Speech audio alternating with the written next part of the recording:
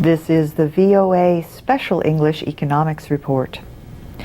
1 year ago, the United States financial system was in danger of collapse. One of Wall Street's oldest investment houses had just sought protection from its creditors. The Lehman Brothers bankruptcy on September 15th was a shock to the system, but not the only one. A week earlier, the government had seized Fannie Mae and Freddie Mac.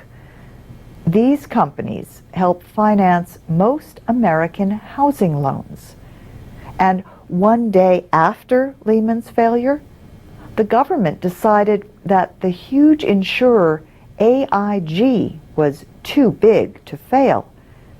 The Federal Reserve rescued the American International Group with an $85 billion loan. But soon, credit markets around the world slowed to a halt on fears about the health of banks. By early October, Congress passed the Troubled Asset Relief Program, a rescue plan for the financial system. Banks and other financial companies have received more than $200 billion. But 10 banks agreed in June to repay almost $70 billion of that. And so far, the government has earned about $4 billion on its investments. But taxpayers still own almost 80% of AIG. They also hold big shares of Citigroup and a number of other banks, as well as 60% of General Motors.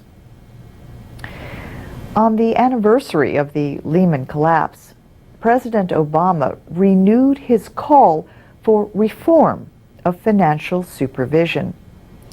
He said in a speech on Wall Street that some of the old ways that led to the crisis have already returned.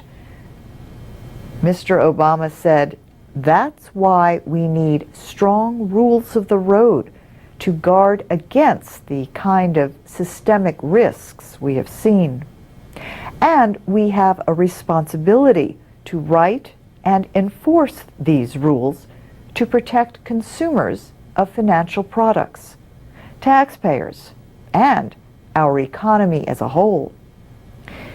Fed Chairman Ben Bernanke said that the recession is very likely over at this point, but he said the labor market could remain weak through next year.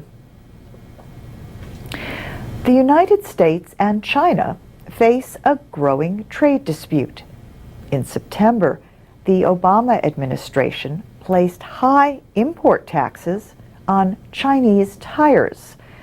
The aim is to stop what American officials call a harmful increase in tire imports.